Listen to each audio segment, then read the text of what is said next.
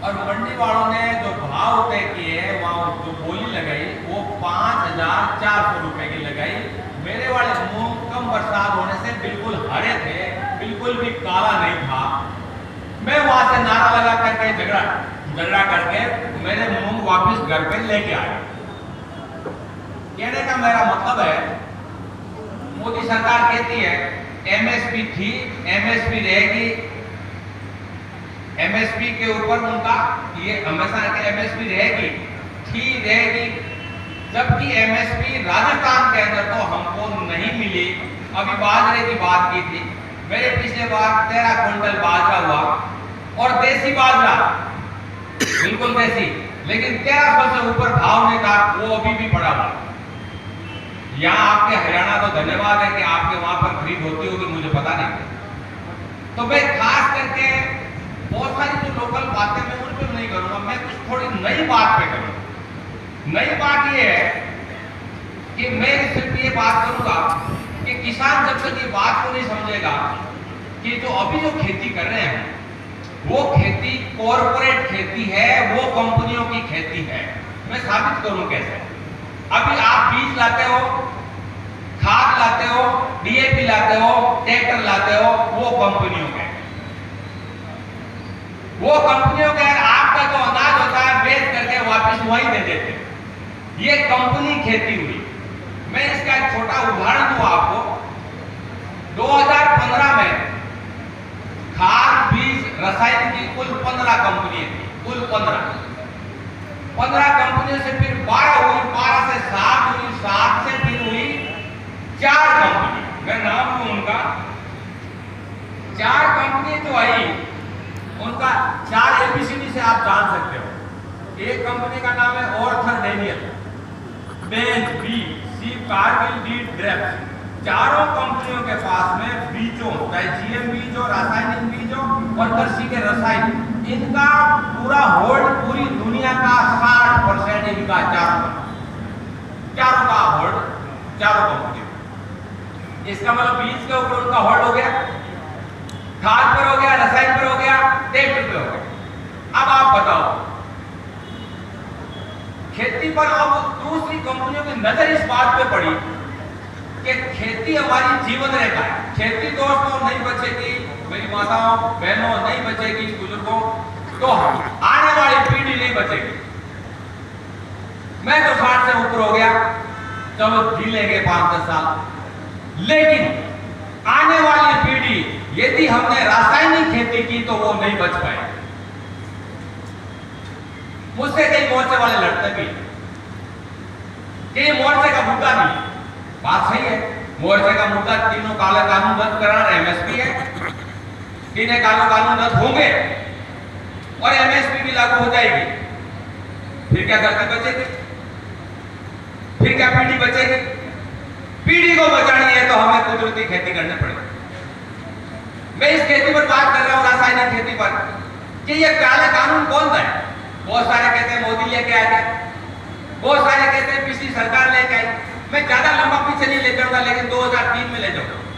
2003 में वाजपेयी जी की सरकार थी केंद्र में, और उन्होंने एक मॉडल एक्ट बनाया जो आप सब जानते हैं, और कहा कि हर सरकार, राज्य सरकार अपना कानून बना सकती है। क्या कानून?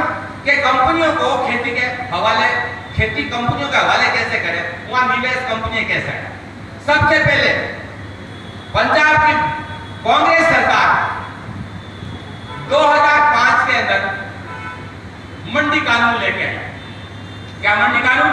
कोई भी प्राइवेट मंडी खोल सकता है। 2005 में लेके आई, कांग्रेस सरकार लाई, ध्यान रखना। प्रोटोकॉल वो बढ़ाया बीजेपी सरकार ने, केंद्र ने, और लागू किया। इसके बाद में फिर आई बादल अकाली सरकार, उन्होंने फिर क्या लागू किया? कॉन्ट्रैक्ट खेती का एक्ट। कॉन्ट्रैक्ट खेती एक्ट, काले कानून तो बाद में आते हैं, 2007 में ही कर दिया। फिर 2013 में वापिस मंडी कानून कांग्रेस ने लाया। इसका मतलब एक बात बहुत साफ है, चाहे पार्टी कांग्रेस हो, चाहे भारतीय जनता पार्टी हो, ये सारी कॉर्पोरेट की पार्टी है। इनको फंडिंग, टिकट सारे कॉर्पोरेट। कई लोग कहते हैं कि मोदी को हमने जिता दिया, इसको हरा देंगे। मोदी को बढ़ाया किसने? आप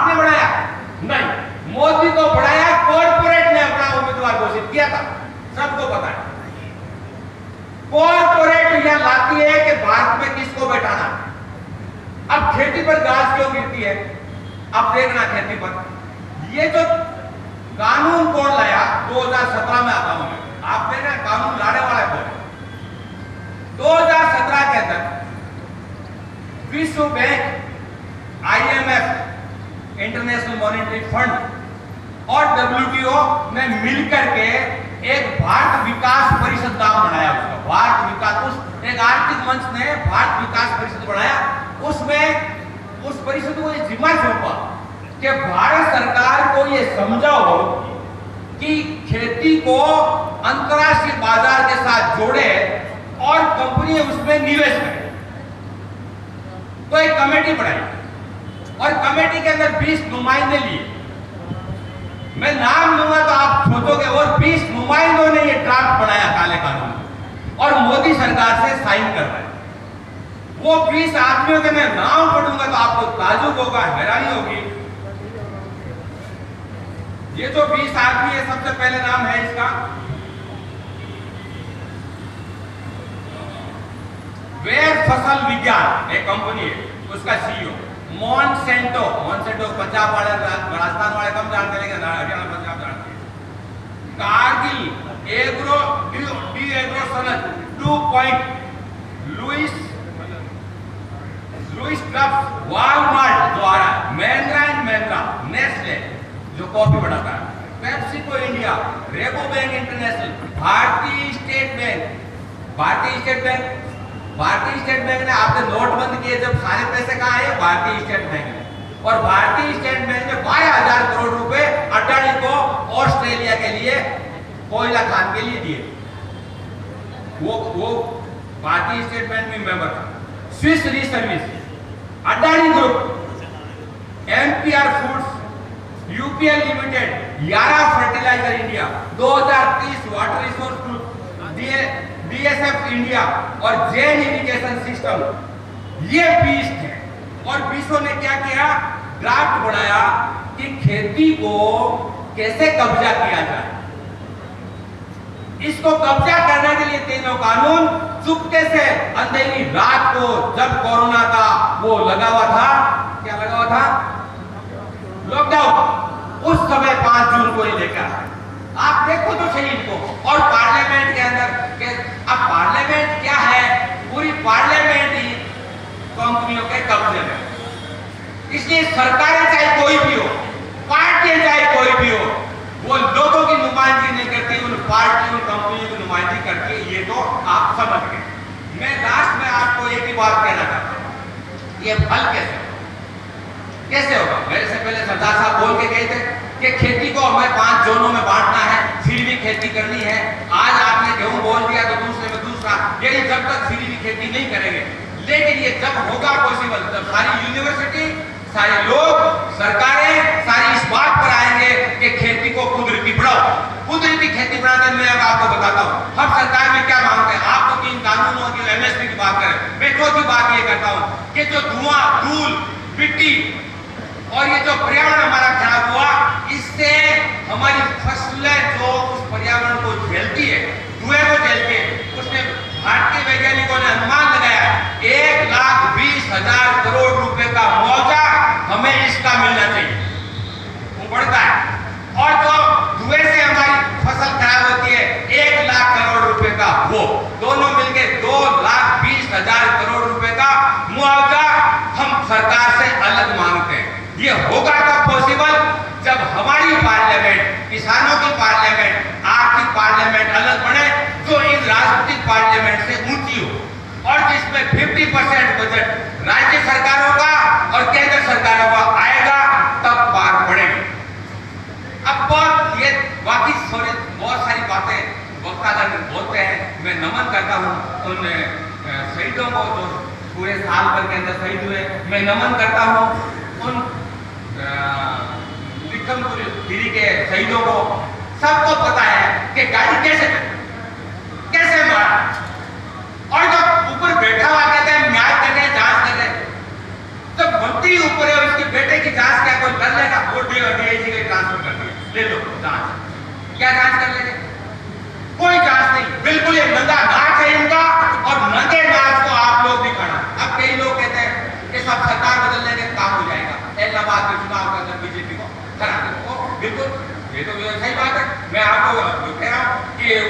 नुकसान जब्त होगी, ये कांटा काटा जाएगा, ठीक है।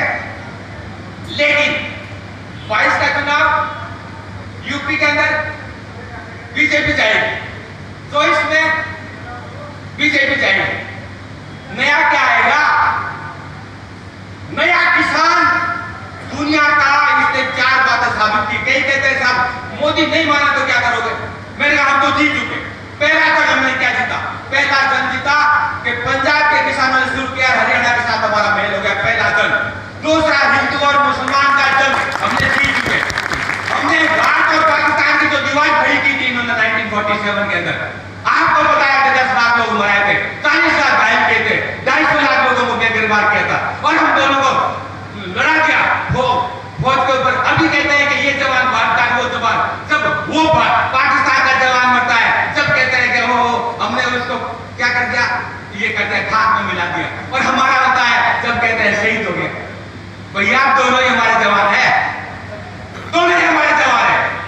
इन्होंने कॉर्पोरेट में हिंदू मुसलमान के अंदर, हिंदू सिख के अंदर भाईचारा, दलित और आपस के ये करने का बंटवारा, लेकिन ये किसान आंदोलन दुनिया के अंदर एक रोशनी पैदा की पूरी दुनिया में। ये सिर्फ पंजाब के किसानों आप मत मानना का हमारा आंदोलन है, ये आंदोलन पूरी दुनिया का है, ये मत कहना किसानों का है, ये पूरे मजदूरों का है। मजदूर किसान पूरी दुनिया का हर व्यक्ति का है। और हम तो यह भी कहते हैं कि आज हमको सिर्फ लास्ट में 5 चीजें चाहिए। शुद्ध हवा वो तब मिलेगी जब खेती अच्छी होगी, कुदरती होगी। शुद्ध पानी, वो पानी भी जब होगा जब हम केमिकल वाला पानी, केमिकल नहीं यूज करेंगे, शुद्ध पानी।